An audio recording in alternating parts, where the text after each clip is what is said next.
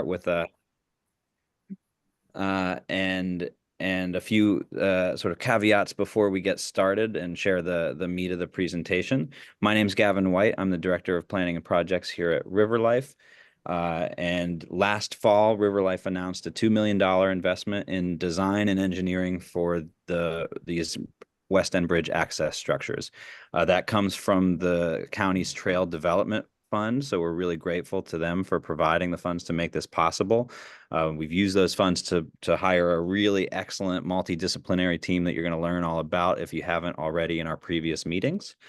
And we're really early in this effort, so you haven't missed much if you're just attending now. We did have a couple of meetings at the end of last year to talk about some design alternatives and think about options for the access structures that we hope will get people safely to and from the West End Bridge and the rivers. And I want to emphasize that we're again early in the process and at a stage now where we've got some things to show you that may look like they're full and complete designs. Reality is we still have a lot of work to do. So we're working with our engineers, with engineers at PennDot and ALCOSAN and all of the interested parties here because these are really complex sites. And you may see changes even after today, just based on the simple feasibility of the structure of these ramps and other elements. So we've got a really strong team working in earnest, across partnership with folks like PennDOT, like ALCOSAN, the city of Pittsburgh. We've got representatives here from the city, and the councilwoman Cale Smith's office, Kim Salinetro is here. Domi and PennDOT and ALCOSAN all have representatives who've been working closely with us on this, and this sort of work doesn't happen without their partnership.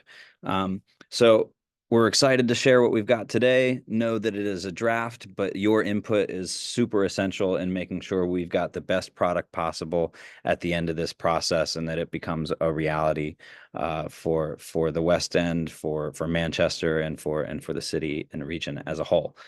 With that, I'm going to hand it over to our designers, led by the architects at Dorado. I think Daniel, David, if you'd like to take it away from here, we appreciate it.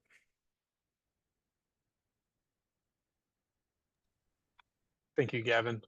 Get my buttons situated here.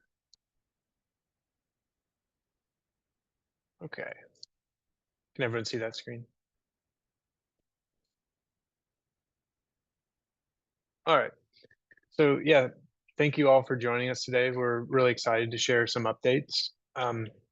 We will we'll present some updates. There'll be a few of us from the team that'll speak. We'll at the end, we really hope for a lot of time for some feedback and discussion. So, portion of this will just be us kind of giving an update, but what we are really excited about is kind of having a discussion, figuring out like what might be missing in the projects, just hearing your general feedback. So just wanted to highlight that as a real kind of important aspect of tonight. As Gavin mentioned, the project can't really be completed or even designed in a vacuum, and there's quite a team that's been assembled to work on this project. In addition to all the municipal stakeholders that Gavin mentioned, the design team is pretty multidisciplinary. You see a few of the partners here, and we're joined by our partners at Merritt Chase, the landscape architecture practice, who has an office in Pittsburgh, and also I didn't see any of the other partners on the call, but I do know that our artist collaborators, San Fasone, are on the call. It's a real kind of interesting way that we're working here, where we have an artist that's on board from the very beginning. So it kind of speaks to a larger multidisciplinary focus of this project.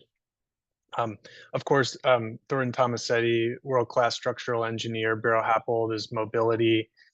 We have cost estimating, a historic advisor who's kind of helping us understand the cultural sensitivities, in particular with the West End Bridge, civil engineer Langen, their local Pittsburgh practice, and then SciTech, geotechnical. This is just kind of a zoom out of the project schedule. This project has really began at the latter stages of 2023. And as Gavin mentioned, we presented kind of an update. It was 50% concept design. So that included 2 options that we presented in December of last year. And through feedback through a venue just like this, we were able to take 2 options and really kind of grab the best of both of those and come forward with a new updated concept design, which is what we're sharing today. So we're really kind of at the tail end of concept design, but that doesn't mean we can't continue to take feedback and have it inform the project. As you can see here, we're really projected to conclude this design portion at the end of this calendar year. So this is just the design portion. The construction will happen down the road, and we can speak to that. But just the design portion will end at the end of this year. I'm sure some of you have attended some of the other meetings, so you're probably very familiar with the site. But for those of you who might be more unfamiliar with the project, we'll just quickly do a quick site overview just to give some context. So this aerial image here is Pittsburgh, and the Three Rivers Heritage Trail Loop is shown in white. This is the project that's really been spearheaded by Riverlife for the last 20 years. And the West End Bridge really represents kind of the Western bookend for this project. And it exists now, obviously, the bridge exists, you can cross the bridge, but it's kind of an unsafe environment.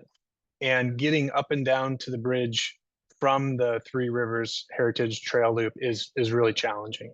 So this project that we're talking about today is really addressing that connectivity of getting people up to the bridge and back down to the river, and maybe even more importantly, getting people out into the surrounding communities. Adjacent are the West End neighborhood and Manchester, but it stretches even beyond that. The 3 sites, the specific sites that we are working with at placing these access structures are shown here. We're calling them just site A, B, and C. There's 2 on the West End side and 1 on the northern side, or the Manchester side. These sites are currently owned by either PennDot or ALCOSAN. So we are thus as Gavin mentioned before, the real kind of the need for close collaboration with PennDot and ALCOSAN. So this is essentially where the project resides, or on these 3 sites. And it's important to note here that the West End Bridge itself, while we are taking cues from it and we're learning a lot from it as this project unfolds, this project here that we're talking about is not it's not touching the West End Bridge in the sense that it's not a renovation of the bridge, it's not expanding the edges or upgrading the bridge in any way. We're really just making the connection points from the ground up to the bridge. So that is a project that will be coming along at some point in time, hopefully. I just wanted to be clear that what we're talking about today won't be addressing the West End Bridge itself. Here's a really great aerial photo of the West End side. And here you can see the 2 sites, A and B, once again. They're really backed by a series of roads and the train railway. So you have Lower Carson, Upper West Carson, the train, and then there's several elevated roads. So there's quite a barrier between these sites and the West End neighborhood. So you'll see these access structures are really one of their fundamental goals is to connect that neighborhood to the river. So you see that there's quite a wall here. One thing to point out also that will really come into play later down the road is on the right side of this image is it says the railroad tunnel. And that's really an asset that we're looking at leveraging for making a really kind of special connection back into the West End neighborhood. But also there's not a lot of other points where we can make a connection point. So we're studying how to utilize that tunnel and making the final connection back to the West End neighborhood. On the Manchester side, there is more of a riverfront presence in terms of the loop trail, which in this image it's hard to see because there's a lot of overgrown edge. But there is that connection between this site and that riverfront loop trail. You can see the West End Bridge is quite a bit higher, and there's not a really great connection point. So this particular site is its real challenge is to get people up to the bridge, from the bridge down to the river, and vice versa. Secondarily, or it's equally important, but getting people access back to the neighborhood of Manchester. You can see there's a lot of highway infrastructure, so that's a pretty important component to the side of the river. The project really kind of piggybacks on a larger project by ALCOSAN, which is a really important project for the city. It's dealing with stormwater. This is just a infrastructural map that talks about the large, the kind of macro level of how stormwater is dealt with in the city. And you can see kind of in the center here, this is where the West End Bridge is. There's a real large infrastructure project that's in design right now. It's a few years, it'll take a few years to construct. And these sites will ultimately, on top of them, will be these access structures. So, you know, we're a few years out before this project starts going, but it comes on the tail of a really important infrastructure project.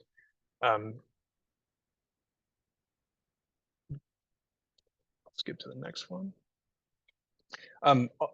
Another thing that we wanted to point out is the importance of these connections isn't merely for recreation, of getting people from the neighborhoods down to the river, but these access structures actually will begin to unlock a larger network of amenities within the city.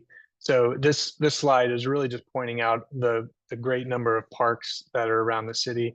And once these connections are made more safe and easier to traverse, it'll sort of unlock these possibilities for the different neighborhoods.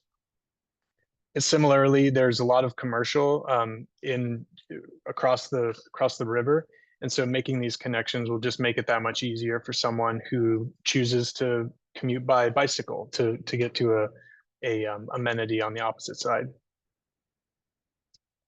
This diagram here, it's probably a little small for y'all to see, but this is essentially saying that if you start on the West End neighborhood side with the changes that we're describing here, it unlocks the potential of getting to a place like PNC Park in 11 minutes. So it really kind of increases a connectivity in a big way. And this is just a similar map that talks about if you're on the Manchester side and you were trying to go to the West End overlook, for instance, it's similarly providing a connection.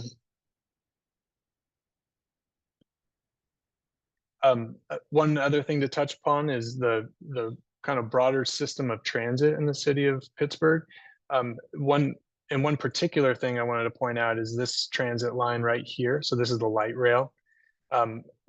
There is a potential that this structure, if it provides quicker access for that transit tunnel to get to the opposite side of the river, let me state it in a way, we're not extending the rail tunnel by any means, but it's if we can extend the reach of that last station, it just kind of further increases the connectivity throughout the city. And then this is the local bike infrastructure. And then the green with the yellow, these are roads that are really unsafe to ride. So you could see that there's a lot of work that needs to be done, particularly around the West End neighborhood. Okay, I'm going to turn it over to my colleague, Alessandra, and we're going to talk a little bit about previous engagement that we've undertaken on this project. Thank you, Daniel. As Daniel mentioned, there's been a rigorous engagement with the community to gather insights, ideas, and feedback about what the design could be. The engagement led by Riverlife started on September 25th with a West End boat tour. Then it was followed by an event called Manchester by the River with over 50 attendees on October 8th. On April 6th, they hosted a Manchester community presentation with 15 attendees. And on May 25th, the West End public meeting took place with 35 attendees. This engagement was then followed by the design team that you see here today. There were multiple modes of engagement. There were 4 actual modes, one of which with the municipal agency stakeholders, they received a document that they were able to digitally view and review, and then we received their feedback. The second, in which you might remember, we were actually really honored to host an in-person and virtual engagement on December 4th and 5th. On the 4th, it was open to both neighborhoods. It was a virtual engagement. We learned a lot from the community.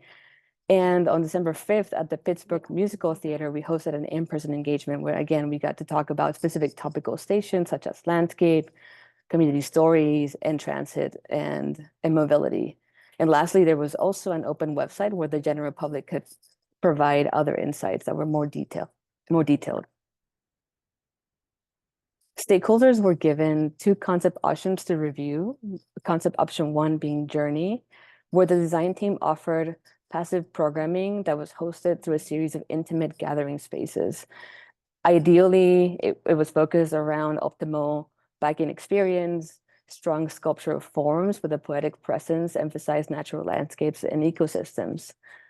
In contrast, concept option 2 was Destination. It was focused around active programming with communal gathering spaces, a graceful procession of experience with a focus on social and communal nodes, a final destination for the city, a place to stop and gather and observe rather than just a linear journey. Through, again, various modes of engagement, we were able to gather stakeholder feedback. Some of the positive notes about Concept Journey was that it was simple, it was straightforward, it was more affordable and easier to implement. It was a clear wayfinding strategy. The structures were light to the touch, and it offered abundant opportunity for riparian restorations. And some of the drawbacks, of course, were that it was long and straight paths that could feel monotonous in procession. The overlooks only provided a singular experience rather than a continuous nodal experience. Side A lacked the opportunity of the iconic overlook moment, and there was perhaps a feeling of disconnectedness from the site and the river beyond. Some feedback from concept option 2, which was Destination. Again, the positive notes were that it was iconic. It offered a beacon identity. The overlooks provided multiple vantage points, created again a diversity of experiences rather than a singular overlook. The areas to pull off the path and the rest, the structures, the balloons, it was greatly appreciated. It activated and created multiple nodes within otherwise constrained sites. And then the gentle curving paths were perhaps a little more inviting, than something that was more angular and sharp. Some of the drawbacks stated by the stakeholders was that creating a destination in site A and B didn't invite cyclists and pedestrians that were commuting across the Western proper. No community currently exists that would take ownership over sites A and B, making large gathering areas difficult to activate consistently. And there was a potential that it was confusing to navigate across for the first-time users of the site. And then that there was perhaps a large burden when it came to maintenance of this site. And after we heard not only from digital engagement in person and surveys that most people just wanted a safe and efficient route. And of course, please just deliver what you mentioned. The faster you build, the better.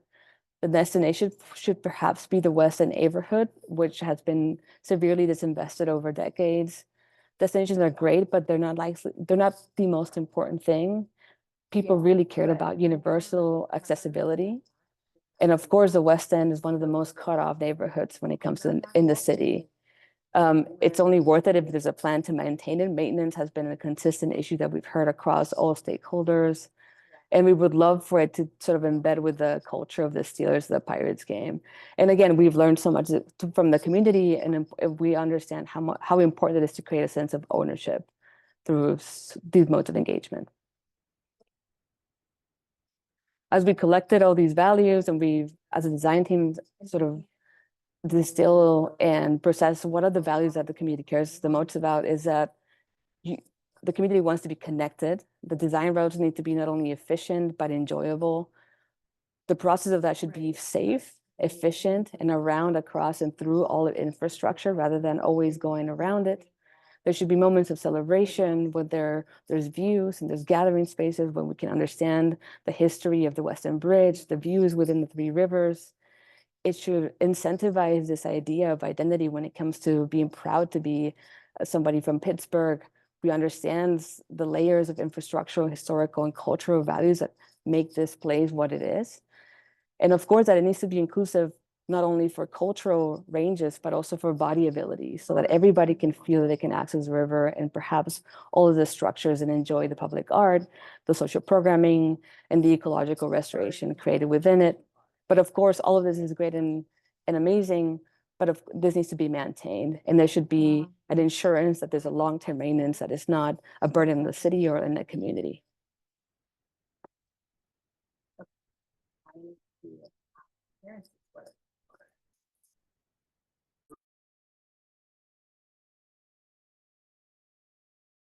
You're on mute, Daniel. Yep. Attempt number 2.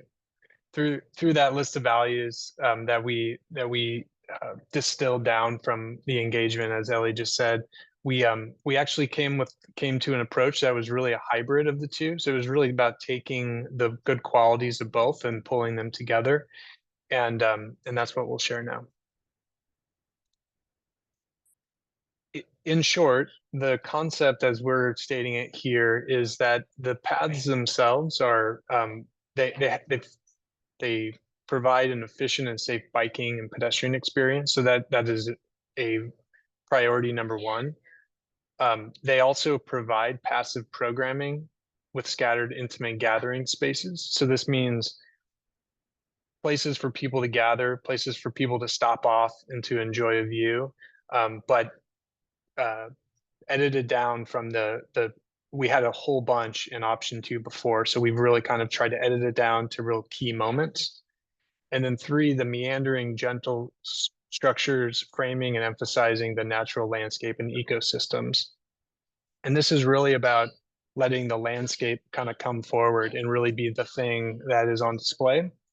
And the structures themselves they're a really fun experience. They're curved, they frame the landscape in a really beautiful way. So it's through these kind of 3 strategies that the new concept comes. At a very high level, the 2 sides of the river operate in a slightly different way. So this is sort of a function of their location, but also just the scale of the site. The site C really becomes a node. It's a pretty large area along the entire Heritage Riverfront Loop Trail. It's a pretty large node that we imagine it actually becoming a place of kind of community gathering. So because it's broader, there's probably the ability for flexible plaza space, for instance. This has a potential of being an icon for the city, or a place where you take your family for a picnic. Site A and B, on the other hand, because of the narrowness of the site and because of what's adjacent to them, which at the moment isn't a whole lot of cycling infrastructure, it's a pretty industrial edge. These 2 really operate as the front porch, or like the gateway into the West End neighborhood. So we've changed our thinking about thinking that the West End neighborhood is really the destination, and these 2 access structures of site A and B really allow pulling of people into that neighborhood.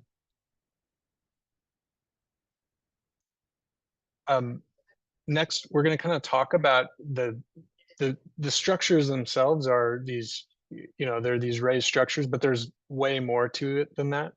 And Nina, landscape architect from Pittsburgh on our team, she'll start to talk through this.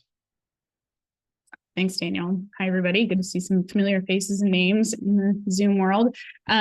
So as Daniel's been describing, we've been talking a lot about the structures themselves, the access structures, the ramp structures.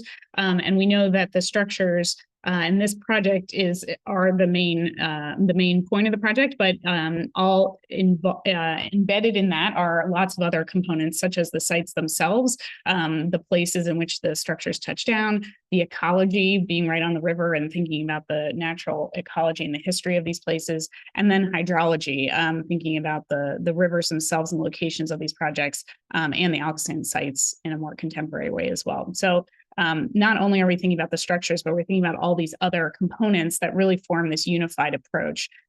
These are all the elements of the project. So the structures, the sites, the ecology, the hydrology. We also have art woven through all of this. And all of this is really to serve you all, the people of Pittsburgh, for all of us to have access to and through along the West End Bridge. So each of these components, when you start to layer them together, on the next slide, you'll see all the different components that are components of the project, that many of which of these ideas came from the community meetings we had at the end of last year. And you can start to see how some of these things start to layer together. So when you think about green infrastructure right in the middle, that's something that would be on the site, on the ground, underneath the access structures, but relates very directly to the ecology of the place and the hydrology of the place, and thinking about stormwater and habitat. And so you can start to see a number of these elements that came up and kind of bubbled up through our conversations with you all. And we've started to think about how they weave together to really create this unified approach, to not only think about the structures and access, but the sites, ecology, hydrology, and art as well. So on the next slide, you'll see those we were calling those the pebbles. Those pebbles start to land on the site. So you can see this map again at the scale, showing both ends of the West End Bridge and both West End Business District and the Manchester neighborhood at the bottom and top. And the idea is that the structures, which you can see outlined in gray, are one part of this project, but to really maximize the impact of the project, we're also thinking about future connections and other components and how to link into them, even if they're outside of the scope. We're planning for that. So on the next slide, we start to break this diagram down. This slide is showing connectivity and kind of thinking about those sites, and thinking about sidewalk improvements, riverfront trail connections, neighborhood gateways, and where those would happen and align with the structures themselves. On the next slide, this gives you a little bit more detail into where we're thinking about activation and places where people would gather or kind of start their journey on one of the structures. So starting from the top on Site C, in the Manchester neighborhood, thinking about that space really being that gathering space, as Daniel mentioned, with a multi-purpose plaza that could be used for a variety of activities, and then also a picnic grove so that you could kind of pull off of the trail and eat some food if you'd like. On the West End side, we have a couple trailheads where the structures would land. We're also thinking about how those structures then feed into the railroad tunnel and through to Sawmill Run and to Main Street and Steuben Street in the West End, and thinking about maybe potential future connections in there along Sawmill Run with an overlook and kayak launch. And then lastly, we have ecology here. So thinking about the plants and thinking about what types of conditions we want to kind of replicate, what would naturally be here, and thinking through a number of ecological typologies that would be here, whether that's a woodland canopy or lowland meadow or woodland buffer, thinking about how to integrate these types of plants and trees and grasses onto the site on both sides. The next slide is hydrology. So here we're thinking about water, whether that's stormwater or the existing water of the rivers, and thinking about how can this project serve the needs of all of these things, with potential improvements to Sawmill Run, maybe at the Site A, a possible area to kind of look at where Sawmill Run has a little outfall and kind of incorporate that into the site design. On the Manchester side, on Site C, thinking about riverbank restoration and tying that into the North Shore riverbank restoration work, and then green infrastructure as well on Site C, since we have a larger site to work with. Thank Pass you, it Nina. back to Daniel. Yeah, thanks. Okay, and from there, we will dig into a little bit more detail for each of the sites so we can start to visualize what some of these things might look like. So here is a site plan that shows all 3 sites. It's an illustrative plan, so it starts to show where planting and paving occurs, and you can start to see the forms of the structures themselves. Once again, pay attention to that railroad tunnel kind of at site A. That is really where connection ultimately leads you back into the West End business district, directly to Steuben Street. We'll keep zooming in a little further so you can actually see a little more detail of these. For each of the structures, we're imagining that there's a baseline of the paths being 14 feet wide, and this is a shared use path. So cyclists and pedestrians would be using the same structure. There wouldn't be a barrier necessarily between them, maybe a visual barrier through painting or some kind of inlay on the ground. And essentially traffic would flow one direction and then the other side the other direction. So this is just a prototypical section, and this is applicable to all the structures that we'll talk about here. There are a couple moments where the path actually widens out a bit, but you could just imagine one of these sections here just kind of stretches out, gets a little bit wider to allow for someone to step to the side. But generally speaking, these are the kind of prototypical sections. The difference between the two is the one on the right is there's a couple moments where there's a longer span, like say over West Carson Street. And at those moments, the structure deepens a little bit. And so thus the structure gets a little deeper. This is just noting the sites, the physical property boundaries that we are dealing with on these projects. And now we overlay the illustrative site plan. And I'll just kind of walk through the routing of it just so it's really clear. But starting from the left, as you move out of the railroad tunnel, there's an embankment on the edge here. And this actually crosses over the top of West Carson Street and bends around. And at that point, it forks into 2 different routes. One of them, the one that's closer to the river, right where my cursor is, it continues more or less level, and then it ultimately brings you back to Upper West Carson. And then from there, someone can move onto the West End Bridge. So from the railroad tunnel directly to the West End Bridge. This lower spur, that'll actually take you down to Lower West Carson into the river. Not directly to the river, but to that lower road. There's also, Nina will get into this a little bit more, but there's a current opening underneath the bridge, which is an outfall for the sawmill run. And we're thinking about how that can be incorporated into the design. On site B, the structure is a little more simple. It rises up from the lower level where my cursor is. It kind of arcs around and it bends back and it touches Upper West Carson Street, and that takes you to the West End Bridge. So I just wanted to kind of walk through the routing of these. And Nina, I'll turn it over to you to kind of give a little bit more detail and color into the landscape. Thanks, Daniel. We have a series of diagrams to talk a little bit more about the landscape and how the access structures sit within this tangle of infrastructure that we all know and love. So on the next slide, you'll see this diagram is highlighting the different kind of program use areas.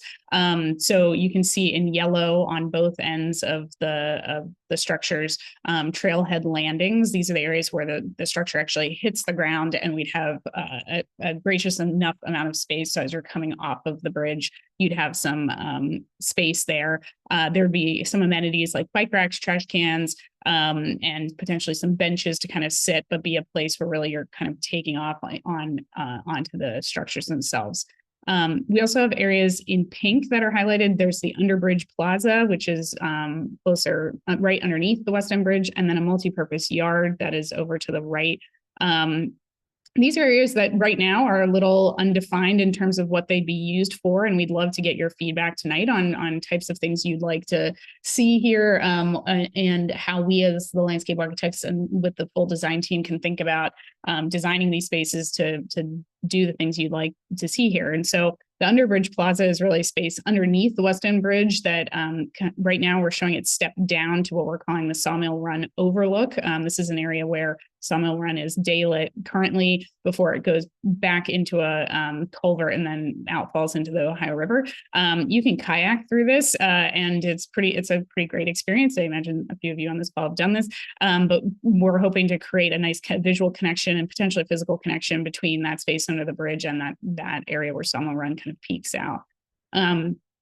The area where the multipurpose yard is highlighted, that's a space where we're keeping kind of open for potential flexible use with an additional connector path that would go from West Carson on an accessible route all the way kind of around to the trailhead landing, which then ultimately you could get back up onto the access structure or get back onto West Carson Street. The next slide shows a couple of examples of what we would imagine one of the trailhead landings could look like. We're looking at a lot of materials, and we'll go into this in a little more detail, that have a more naturalistic feel to them, boulders and rocks and kind of big stacked elements, and thinking about these trailhead landings as places that really become gateways to the structures. And here we'd be able to provide those typical trail amenities like seating, signage, litter receptacles, and bike racks, along with planting.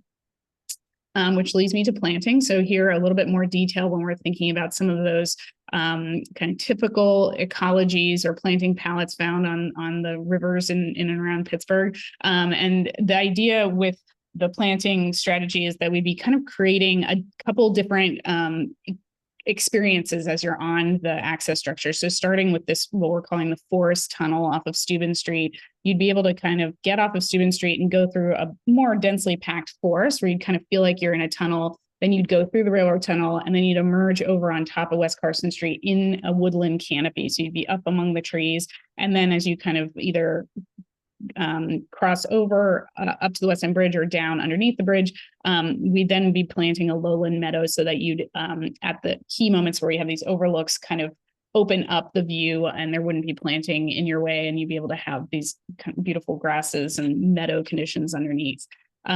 We have a similar strategy on the site B with a woodland canopy at that higher level. And then as you gradually go down the access structure, opening up views to the West End Bridge into downtown Pittsburgh, and you kind of immerse yourself in this lowland meadow. Something that's quite, somebody mentioned in the engagement that we had in the West End was about how many people would potentially use these access structures during commuting times, and thinking about sunrise and sunset and the kind of beauty in that, and thinking about plant palettes and the overlooks on the structures and the sun, and really wanting to make sure we're leaving space for those beautiful moments for people to see up to the bridge and see the light on the bridge, and then also back to the point. I saw in the chat, somebody also mentioned sunset and the light on the bridge being really beautiful. On the next slide. So a couple of examples of what this could look like. When we say woodland canopy, we're thinking about how a elevated path could kind of immerse you in the trees in a woodland tree canopy. And the idea that you're kind of moving through the trees. And then as you get down lower to the lowland meadow, on the next slide, you'll see some examples of what that could feel like if you were on a path kind of immersed in a lowland meadow that's at a lower height of planting.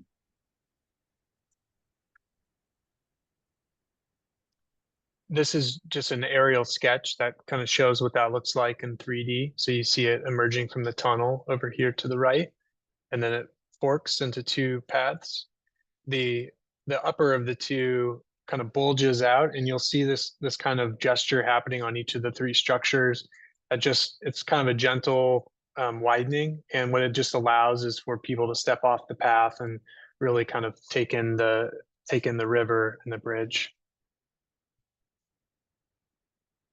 This is a sketch that shows a view crossing West Carson. It's actually back a little bit, as if a drone were taking this photograph. But you can see the structure in the foreground kind of looping around this kind of light purple, and then the West End Bridge, and then the city of Pittsburgh just beyond that. For Site B, this is what that structure generally looks like. It kind of, this is a really good moment to just see all the obstacles that the path has to kind of thread through. So it's, it's essentially connecting the West End Bridge all the way over here to Lower Carson. And so it's kind of dipping through between these two buildings here. It's moving around infrastructure, buried infrastructure, and ultimately it has a gentle drop toward the site all the way over here on the west. So it looks like a very straightforward path, but there's actually a lot of infrastructural kind of jogging that's taking place. And this is just another sketch of what that looks like going up the bridge and then seeing the West End Bridge in the distance. And this is this little grouping of people here is essentially where the overlook occurs. We've just begun starting to make some renders of these sites. So as the process unfolds, we're getting the sites documented in 3 dimensions. And as those models develop, we're able to kind of to test some of the geometries of these. And this is we really haven't gotten to a lot of the materiality of what the bridge itself looks like, but in a way, with the landscape forward approach that we are as a team really kind of focused on, this kind of image is nice that allows kind of the landscape to move to the foreground. You can see even there's some topography that starts to play with the underside of the bridge in a really interesting way. So that might create a place for some people to picnic or to have a little heightened view across the railroad tracks. This is just a point to drop this in here.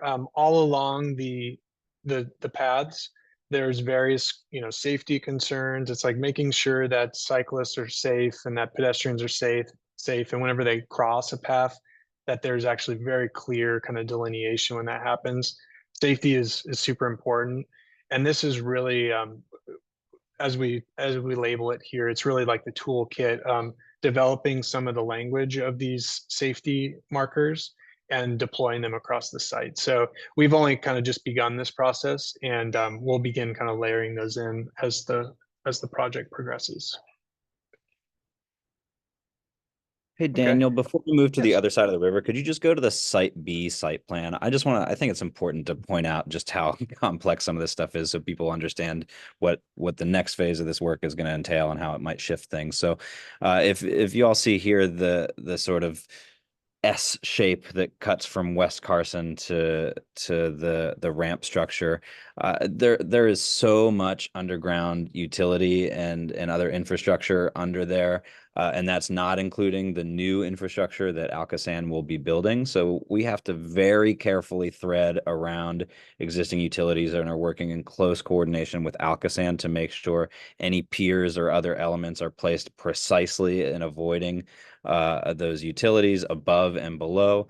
We also are sort of roughly sketching in the connection to Upper West Carson right now because we have a lot of work to do with PennDot about exactly how that connection is made. So we're making sure that we're supporting their infrastructure and not causing it any burden as we add these additional elements. So just wanted to illustrate a little bit of the complexity because, again, while we feel really good about this as a concept, things are going to shift based on the feasibility of the structure itself and based on things that we hear tonight. So there's every opportunity for us to say, actually, if we push the overlook this way or the other way, that's why we're here.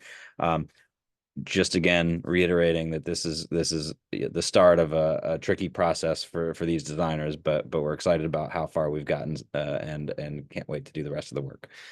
And now you can move to the other side of the river. Thanks, Daniel. Thanks, Kevin. And I do see that we're getting a lot of chat comments, and we definitely want to go through and talk through them. Yeah, we're just gonna. Yeah. But they're not the end all. Please, we'll have everyone who wants to speak up at the end. I just okay. can't. Cool. All right, so moving over to the north side of the river. This is the Manchester site. Once again, this is a site that's being developed by ALCOSAN, infrastructure development. And essentially, the structure that we're looking at over here utilizes more or less the southern 2/3 of the site And you see there's a little bit of infrastructure kind of poking through on the north side. But I'll talk through the routing like I did on the other side, and then I'll hand it back over to Nina to talk through some of the finer points. So as you're crossing the West End Bridge, there's a moment where this new access structure touches that upper sort of walkway. And from there, you start to spiral. There's a 1 to 20 slope. This is really gentle. It's not even technically a ramp. So it's just a very kind of gentle procession. And it starts spiraling down. And then there's a moment right about here when you get close to Belmont Street where there's a little bit of a billow toward the inside. And this allows people to congregate kind of on this moment here. And this is more of like an introverted kind of moment where it allows you to look down inside this little circular moment. So as Nina talks further about what's happening inside the circle, this is kind of an upper level that gives you a really cool vantage point down into that. You continue moving down the path. There's another billow. This time it's a more extroverted billow, and it's toward the river and toward the bridge. So this allows someone to have that really great view of the river, and you're up about 20 feet from the height of the pathway. And then from there you continue. This is under now, and it splits into two. And from there you can either continue down the path to the river, or you can continue straight. And this actually plugs into a existing mezzanine connection that's underneath the West End Bridge. And from that point, it sends you off up into the Manchester neighborhood. So a little tricky to explain, but this section right here is elevated above North Point Drive, but it's beneath the West End Bridge. It's kind of in a middle ground. And Nina, at this point, I'll hand it back over to you. Or thanks. I was just reading some of the chat comments. So as Dana was mentioning, how the access structure loops down, we've been looking at how then folks get up onto the access structure from the Riverfront Trail, and what it means to be underneath the access structure here on Site C. And so on the next slide, I think it starts to break down. Yep. So on the next slide, this is breaking down what the spaces are that start to be formed, kind of working within the columns of the access structures, and then also the spaces that the access structures themselves start to make, which is pretty incredible, just as a series of kind of rooms within this site. First and foremost, in yellow again, this trailhead, kind of the spot where the access structure starts to lift up, and really it's the gateway to the access structure. So if you're coming down or up the Riverfront Trail and you just want to get on the access structure, you'd pass through this trailhead and get right up onto the ramp. We also have in pink in the middle, so kind of nestled within the bigger loop, this multi-purpose plaza that I mentioned earlier that would really become a wider space, an open space, hardscape, so using maybe pavers or some sort of stone dust that could be really flexible in its use for a wide variety of activities, whether those are farmers markets or people picnicking, or maybe there's if you had a stage and you wanted to have an event or a show, lots of things that we had heard from you all and from other community members during the engagement for types of activities that you wanted to see down here.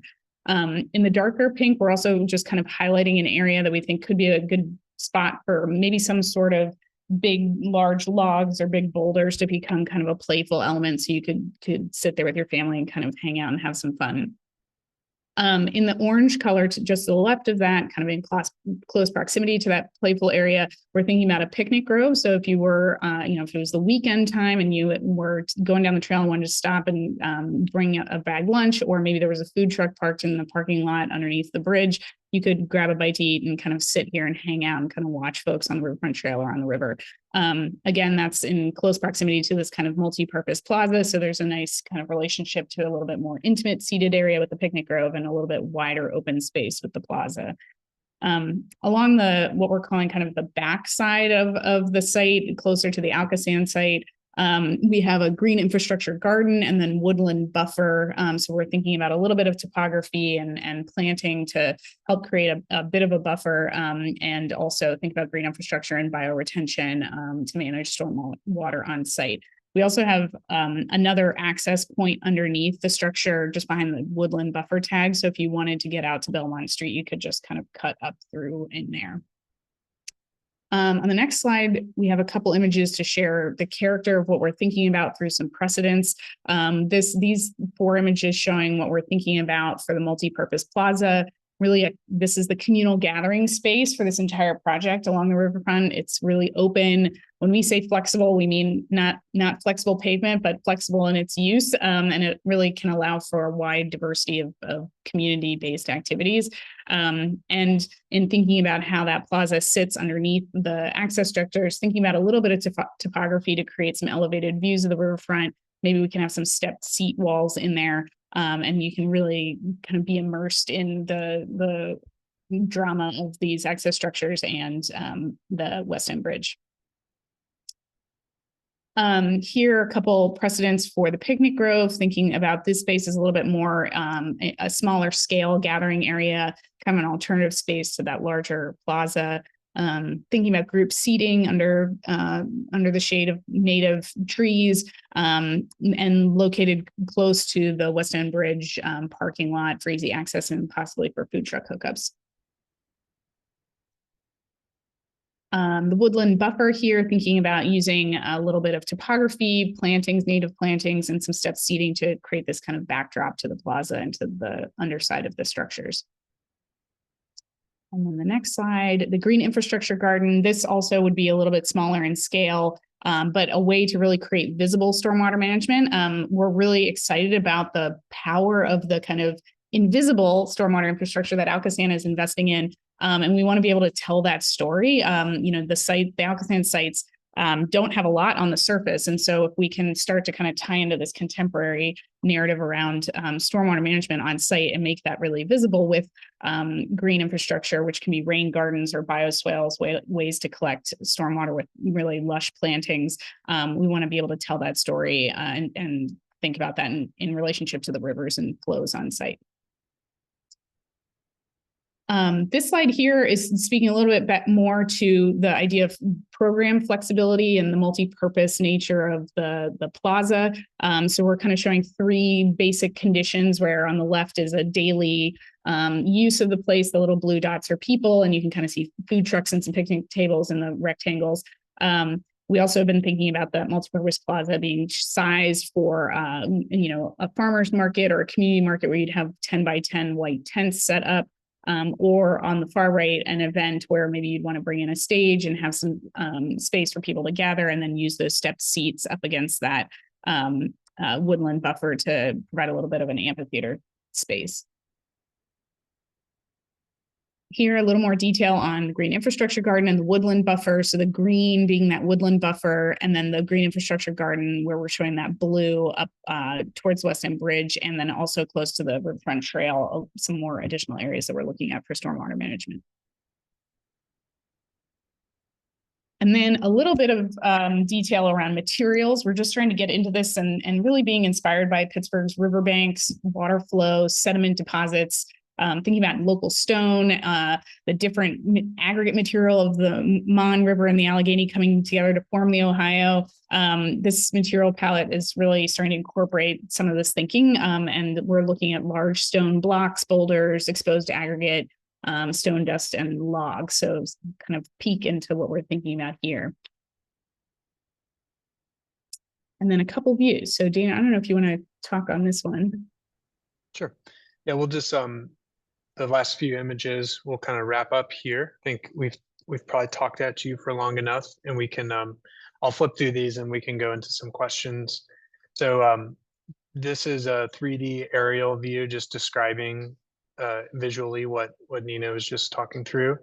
You start to see potential of some food trucks kind of parked in the center here, places for people to congregate on the structure themselves. This is a sketch view of showing how the kind of circular spiral loops around on itself. And then once again, looking back toward that the plaza with some food trucks parked there. In this scene, there's a lot of trees that are kind of obscuring the riverbank, but as that riverbank gets restored, there's probably opportunity to kind of clear that out and make more strong visual connections to both the river and to the bridge. And we'll just kind of buzz through these because these are really just in process, but they do really help understand the scale and sort of the landscape forward nature of the structure. So like we did with site B, this is the Manchester side. This is the trailhead here in the foreground. The ramp sends up this way and it kind of loops around. There's an overlook that occurs right behind this tree here, continues on its way, and then it kind of loops around a second time. So you can kind of see the structure becomes a little bit more of like a real kind of beautiful object that just kind of lives up in the treetops. And then at the ground level, it's really about kind of landscape that lifts up to meet the underside of the bridge. Once again, providing kind of like seating opportunities all around, kind of tucked in. And then these areas in the foreground, as the last landscape slide was showing, actually perform a function of stormwater retention. So there might be times when they might be filled with water. This is from under the bridge, the West End Bridge, looking toward the east, toward the city of Pittsburgh, or the downtown of Pittsburgh, rather. You can see some of the boulders kind of almost like they've collected around these columns. Also, once again, just wanted to point out materially, the structures these are pretty generic, you know, like we're starting to dig into how these things, what kind of material they're made out of. Are the guardrails glass versus mesh versus some other material? So that's all kind of underway, and these are intentionally a little vague on that. So this is once again under the West End Bridge, but it's looking more toward the river itself. You can see the new structure right there, and then the West End Bridge is in the foreground. And then this is coming off of Belton Street, coming through that little shortcut. And you can see, once again, kind of the layering of the paths. So it really becomes kind of a dramatic layering of spaces. And then a view of inside the circle, and it's looking up toward the West End Bridge. It's a little hard to see in this image, but you can start to see some of the West End Bridge kind of peeking out from outside the circle. And more or less the same image, just kind of pan to the right a little bit. Okay. And yeah, so that's a lot of information. But now I think we do get to the fun part that we can talk through some of these ideas and hear some of your feedback. So I'll kind of hand it over to Ellie here. There's a few questions that we'll talk through, but generally speaking, we'd like to just kind of start a dialogue. And sorry to jump in, Ellie. I just wanted to, I know I made comments again in the chat. I was just, having fun, but please, if anybody says, I have a follow-up question or that doesn't make sense or whatever, Ellie, feel free to walk through each question and make sure people are feeling like we've got the right answer. Great, thank you. Of course, the questions are just meant to guide a conversation in case there are not sort of overall commentary. We're also going to put in the chat a link to a survey for those of you that might maybe get ideas later in the day or maybe tomorrow, and then putting that here on the chat for everybody. We have a comment that says, can you go back to the timeline slide from the beginning again? And has that timeline changed as a result of the large grant received from the bridge rehab project in the past few months?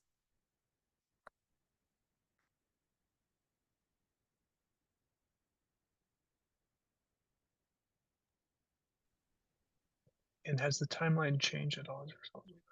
Maybe I'm asking not just the design timeline, but the overall timeline. Maybe this is a Gavin question, or I don't know.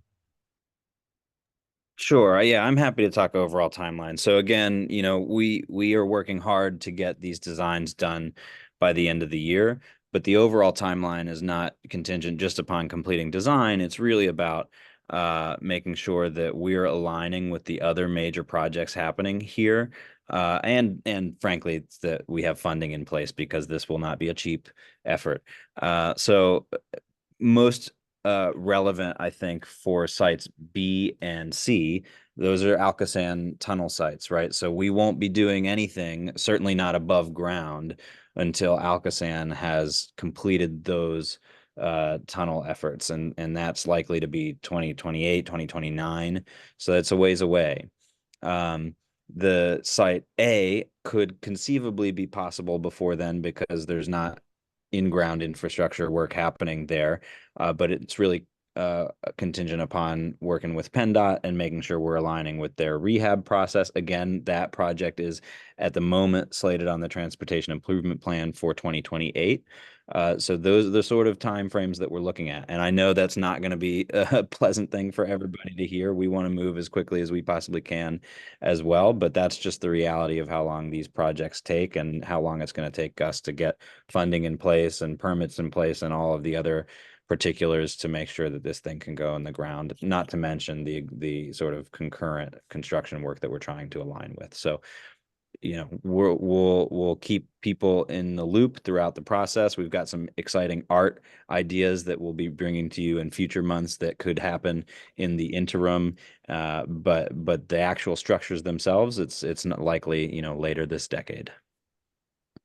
Is there a bridge improvement project, renovation project planned? I thought I heard that recently. That's correct. So PennDOT is working on a bridge restoration project. And so I won't speak, pretend to speak to that with full authority. That we've been talking with them about it. We know that they have some funding to begin some of their engineering work, and Mike was on here from PennDOT, but may or may not be able to speak, because I know he was on the road. Suffice it to say, they are working toward rehabilitation of that project. It is on the transportation improvement plan for 2028. And they're beginning some of those processes now. They've told us that they would include, for example, is it possible to widen the sidewalks at all? And in part of their early sort of feasibility work, and could potentially work with us to take on those elements of the project as well. But none of that is yet decided, and it's not part of this strict design effort.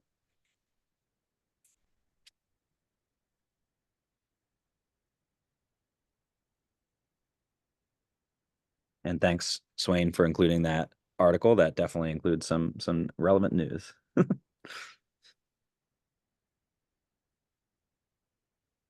There was a comment about the current state of the sites, and maybe that there's some trash and maintenance required of those sites. The ALCOSAN project, although I couldn't speak to the construction schedule, but my understanding is that that project, will come first. It'll be several years to complete that project, but there probably will be a point in time where those sites go through some kind of maintenance or upgrade through that process. So by the time that the ALCOSAN project is wrapped up and then these structures begin, that there's maybe that's not the trash isn't quite the issue as it is right at this moment. Gavin, I don't know if you have anything else to comment on that. No, I mean, I just think I wanted to mention that it's really part of a bigger effort, right? The one thing I do think is important to note is we think that activating, improving these spaces, lighting them, artfully and safely is going to be a big part of improving the safety of these spaces, because right now they feel dark, they feel unsafe, especially under the bridges and things like that. And we want to improve not only the perception, but the actual condition, which comes, frankly, from the perception of this being an active, well-loved space. So a lot of work to do on that front, but definitely think that this will be a benefit, though certainly a small part of what is a much larger issue that we're working towards, through conversation with the city and the county and others who are more directly responsible for this sort of work. There were a couple of other comments in there that I noted in particular would be good for discussion. And one was the commercial properties on the West End side. So we have had conversations both with AMO right at the corner there and with the Hunt Glass Studios, both of those buildings in gray. Both are longstanding and active and currently successful businesses that intend to stay. And we, understand and respect that and think, Nina showed that multi-purpose plaza right next to Hunt Glass Studio.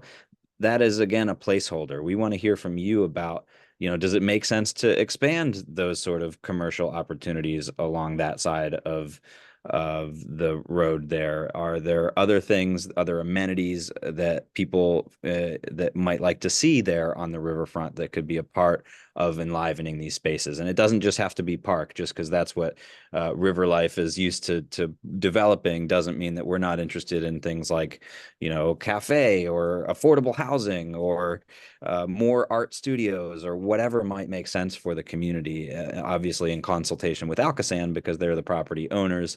But we're certainly open to exploring all sorts of ideas like that. And the other question, although I want to give space to that, I guess if anybody has thoughts there, why don't we speak now if you can.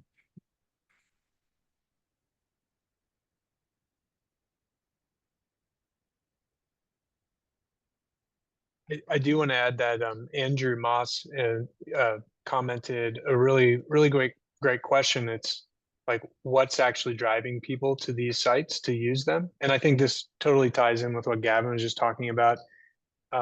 Maybe there is an abundance of parks, like there are on the Manchester side. We know that there's a couple amphitheaters that are there currently that might not be utilized to the fullest extent. And so this is, I think, one of those points of that we could really use input, like what would drive people to these sites. So maybe that's kind of another way of asking the question. Is what we're showing, does it feel redundant, or does it feel like it would really bring the people out? Hey, Daniel, Mhm. this is Yeah. this is Andrew. Hey, Hey. I think it's okay to have beautiful passive spaces as well. You don't always have to try to program them. Making beautiful spaces that people will want to just come and pause and sit and enjoy the city is a great thing. Thanks, Andrew. Yeah, Yeah, thanks. thank you. I have an opinion, having been on the bridge, a number of times and guiding people around Pittsburgh too, who are visitors. The afternoon, evening view of the city from the bridge sidewalk is one of the best city views. So to me, that's a big attraction of this area. I think it's actually the biggest attraction of this area. We do not disagree. Yeah. And that Yeah. was right at the outset of our completing the loop plan. We mentioned that not only is this the biggest gap in that loop, but it's also one of the greatest highlights in terms of that experience on the bridge for sure. So we're with you. That's why PennDOT has said, they'll look at that expansion. That's why we want to be very careful about that, right? Because a lot of people might then want to go up there and look at fireworks or whatever. So we need to make sure that it could accommodate that kind of activity. But we're certainly aware that it's an attraction. Kim, you had your hand up? Yeah, can you hear me? Yep. Okay. I had to walk away from the phone or from the computer for a minute. I just want to make sure that we cover local artists. I mean, what type of art are you looking for here? And are there going to be opportunities for local artists?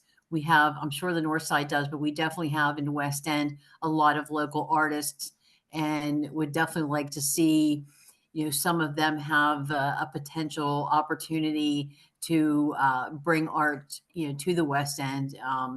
So are we looking, we looking at structural art? Are we looking at murals? Are we looking, I know you mentioned lighting, but I just kind of want to get a visual in my head of what kind of art, we would like to see on that trail. Right. Well, I think in part I'd turn the question back to the attendees and say, what kind of art would you like to see on the trail? But Tristan and Charles, maybe if you're on the call and want to speak a little bit to what you've been working on, because I think it directly aligns with this idea of, bringing the local scene to the fore here. So, yeah, thank you for your question, Kim. That's been the focus of our development over the last few weeks. And at the end of schematic design, we'll lay out the kind of plan for how that's going to unfold. The intention is really to highlight and focus on the existing qualities, characters, and crafts and talents of the West End and Manchester to really give them a stage in which they can shine. And so those are the visible things, the things we may know, but also some of the things that we, as a community, are a little bit hidden, or something which only a few of you know, is to be able to bring those to the front and celebrate those places for what they offer. So there'll be a strategy for how that's going to unfold. Also to say that I think there will be a permanent gesture, which also goes towards supporting, showcasing and celebrating the character of place embedded within the overall design, which will be showing at the end of schematic design.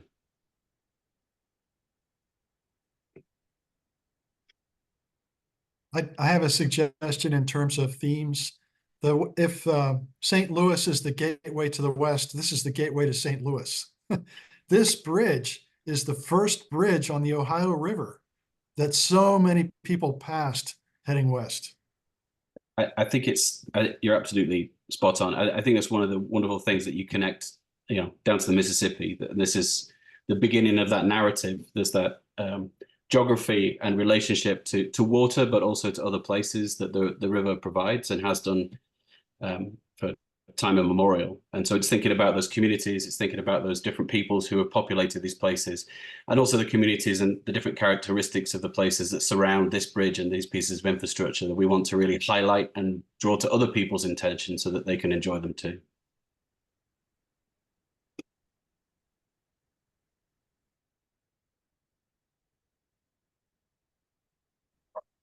I would love to hear from the designers about how you have thought through connecting I guess it would be Site A and Site B really, to more of Main Street in the West End, and considerations for making pedestrian crossings safe once you've gotten over the ramps.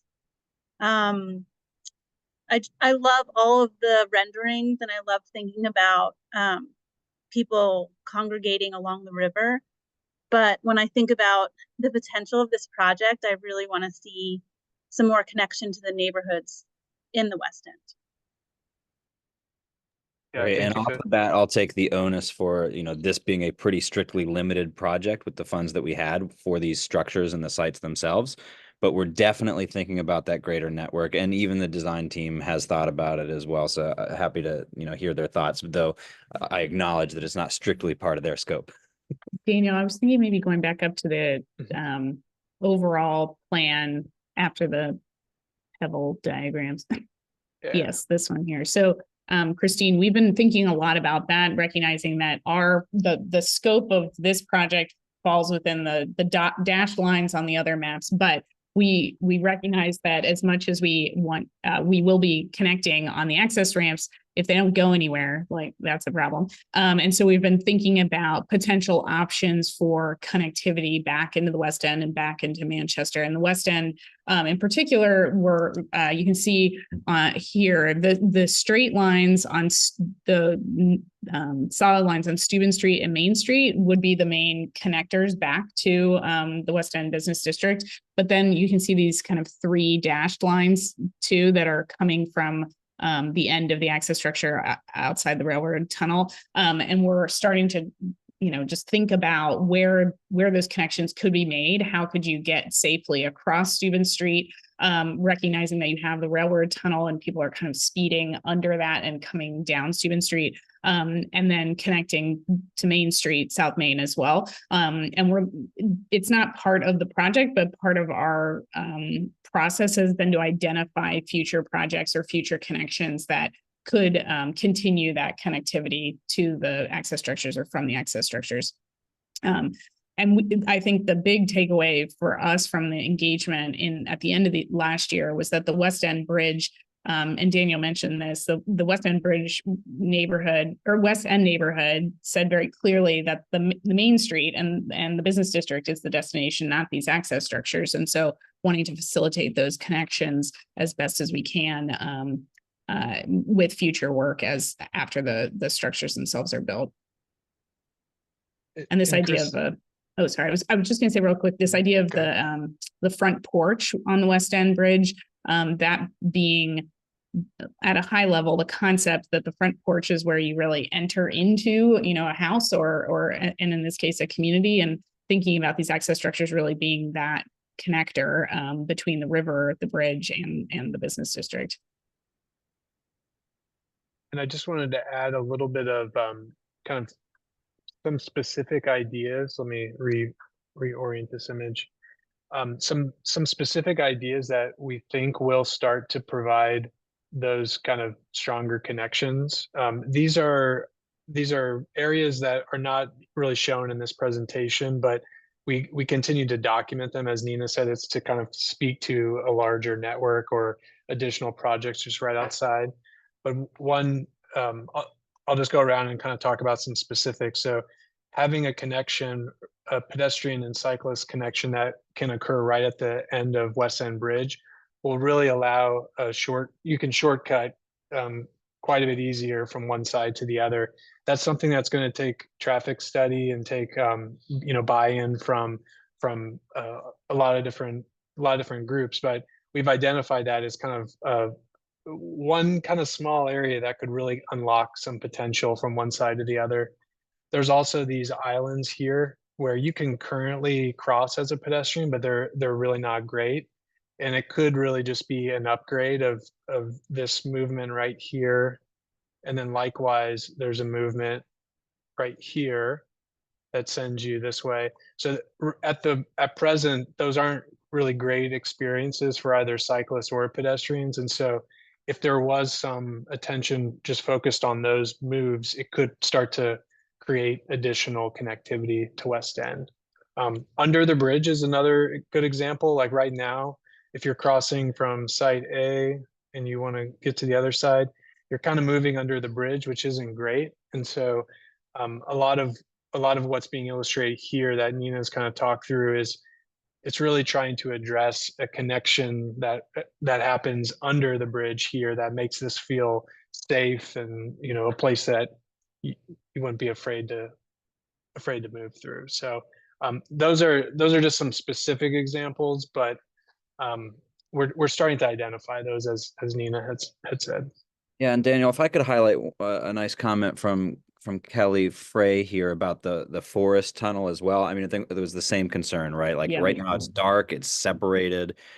We know that there needs to be a whole other project about what that space becomes, because it could be a lovely sort of local park space that opens up into this well-lit tunnel. And frankly, we think we're particularly excited about this idea that you could have the same sort of Fort Pitt moment from a multimodal experience of coming through this tunnel and bearing out toward West End Bridge and the city. And we think, what is now a sort of unknown and at best unsafe space could be really an exceptional, part of the experience of walking and biking around the city. We were also looking at the route of the rail line. I think it went this way, but there are some old railroad bridge piers that I believe are here or right here. That I don't know, this is a whole other project, but thinking about what exists today and in carrying that legacy of the railroad tunnel and its infrastructure and highlighting that as much as possible, but thinking about that in conjunction with this kind of cool space that's above Sawmill Run, where you have this a beautiful railing that matches the West End Bridge, and there's some interesting potential for green space and maybe connectivity there to get you to then the railroad tunnel, but all things that we're thinking about and kind of teeing up. Fred, you have your hand up? Thank you. Yeah, I put a few things in the chat. I don't really want to talk about all of them. I know they're reported in the chat, but one that I did want to mention in terms of making this a place that people want to come in the evening at night, and make it in a really attractive place. If the arches of the bridge were illuminated at night, it would be amazing. So I just wanted to mention that, not just in the chat, but in this forum too. We'll definitely pass that note along to our friends at PennDOT and and keep it in mind. I know they just did that with the sister bridges, and it wasn't a cost or wasn't a cheap endeavor, but totally agreed that that could be spectacular if done correctly. Okay, there was one other comment in the chat from earlier that I said, hey, let's discuss this, and that was the actual sort of pedestrian and bike conflicts on the structures themselves. You know, how do we manage particularly the segments where there are overlooks to make sure that those feel like safe conditions? I know people mentioned they don't want to see those you know, plastic flopping bollards because they can often be destroyed and aren't the most attractive. So are there other solutions maybe in that traffic calming section or elsewhere that we might point to for how we manage that?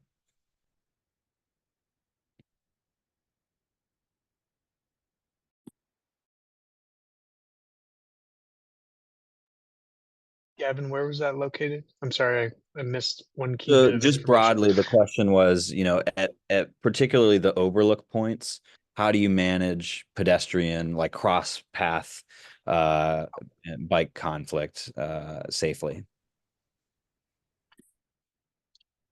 Yeah, so what we are really looking to do at the moment is use more of like graphic edges between different routes. So if the path, I'll zoom in, I'll try my best to zoom in on one of these. A little grainy when I get close, but I'll try my best. So say this portion of the path is essentially two-way, and so it's divided into a right lane and a left lane. There is probably a moment where you get to this little overlook here where we're at the moment we're imagining it more as like just a graphic kind of edge. So there wouldn't be a physical barrier if someone accidentally kind of drifted into that area on a bicycle. Maybe there's even a texture on the ground that sort of alerts someone to the fact that they've kind of moved out of the lane itself.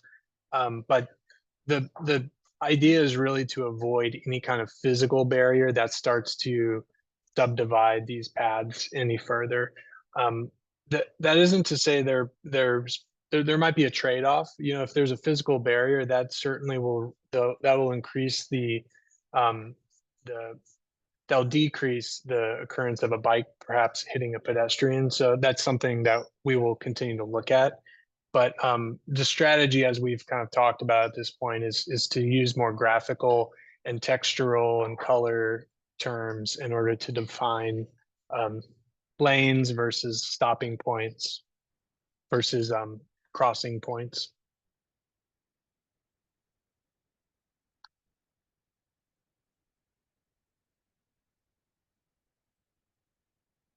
This is Andrew. I see Holly has her hand up, so I don't know how to raise my hand, but I'll wait till after Holly responds and maybe I can go after her. Oh, thank you. I just wanted to say thanks for putting your collective brain power together to come up with these, and then for also genuinely soliciting community comment. And just one suggestion along with making the tunnel accessible, I was going to see if there's any thought to putting in like rent-a-bike station or something for the kids in the neighborhood where it could maybe be like their space too. There is a fair amount of kids that live in Elliott that may go down there or would own it. And I would imagine from the north side as well. Yeah, great comment. And we're very familiar with our friends over at Pogo and other services that we would be happy to talk about, you know, making sure that the right infrastructure is in place for rentals and other opportunities. And you know, one of the big things that we really haven't even gotten into, and this touches on it, is you know, the sites and the structures themselves are just the platform for what happens in these spaces. So other programs, activities, ways to engage community members, community groups that we should be engaging with about these topics, even this early, are really a helpful way to make sure that we're bridging not just, you know, the literal infrastructure, but the communities on either side as well, and making sure they feel like they're their spaces.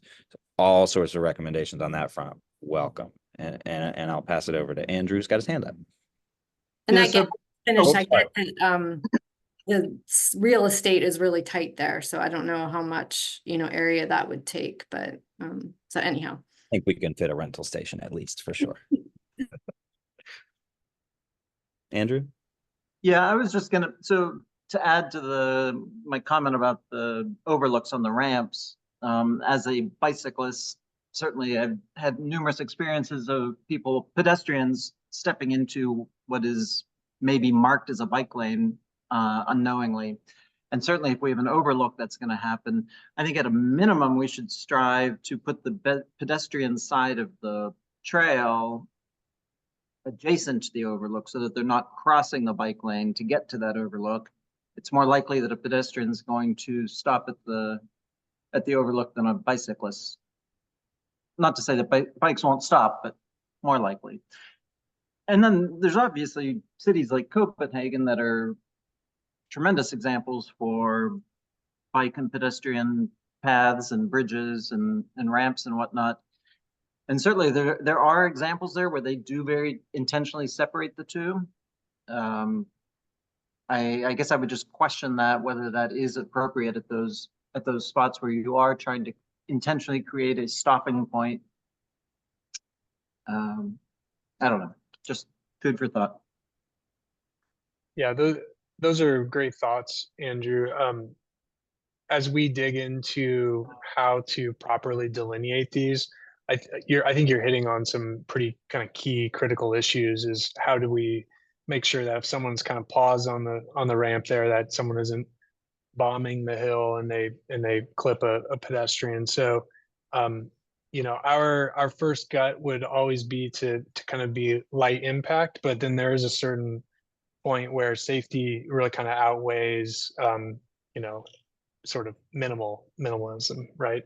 So we have a really great mobility team. Bureau Happold is a great partner, engineering practice, and they're really kind of starting to dig into those kinds of issues with us. And I think probably we're not showing any like specifics in terms of dividing the paths quite yet, but we're kind of just on the cusp of starting to get into that.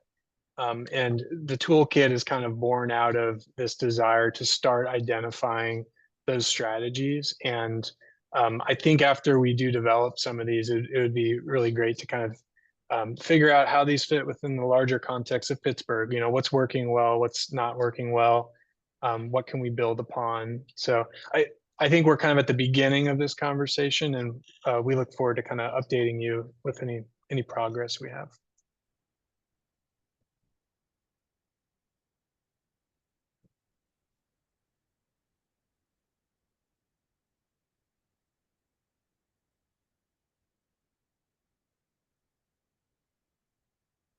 I just saw Gregory Scott's comment about the Southwest Pittsburgh Community Development Corporation plan. That would be great to see. I haven't seen that. Yeah, that's, oh geez. Lori Beth was involved in that. Nice. I'm trying to think. I'd say just a few years ago, but might have been 10. Yeah, we were looking at getting basically to the South Main Street, the part where you're basically tying into. We didn't even try to envision the bridge. But yeah, I looked at the concept of going through the West End, going up through the existing trolley line, tying into the part of the trolley trail that exists. The city's working on that component. So talk to Teresa Smith's office. I think they've retained a consultant to, and they've held a series of public meetings on that. Yes, that is, yep. And then we looked at conceptually going over the Parkway. There is the old abandoned railroad bridge there, but PennDOT has plans. And then got a team of students from Penn State to look at some repurposing. So they're landscape architect students kind of envisioning what would happen down at the salt domes and how you would get up onto down into the seldom seen. And then we were also looking at connecting to the Emerald View by the new bridge they just put across, was it Sheridan Street? Sheridan Street, I believe.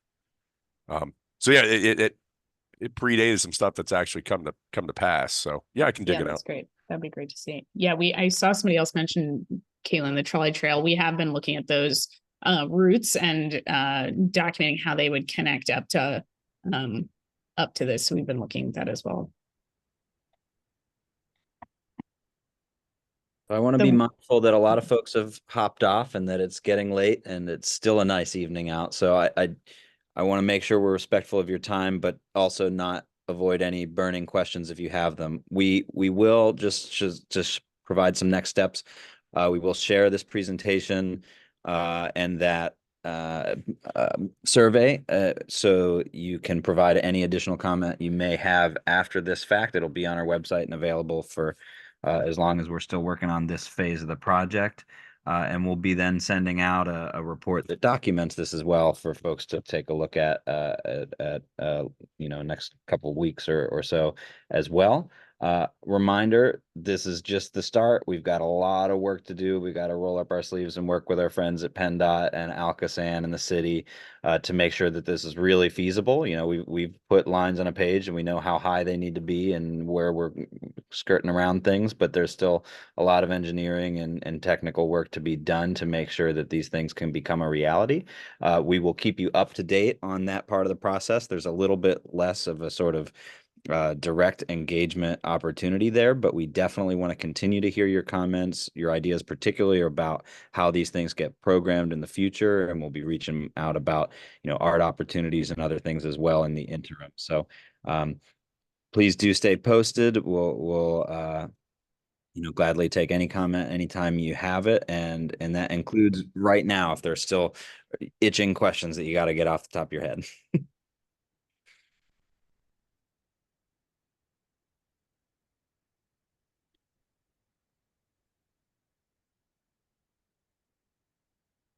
Okay, well, if not, really appreciate your time tonight. Thanks so much, everybody. And we will be in touch soon. Thank you all for coming out tonight. Thanks, everyone. Thanks, everybody. You- Bye. Have a good day.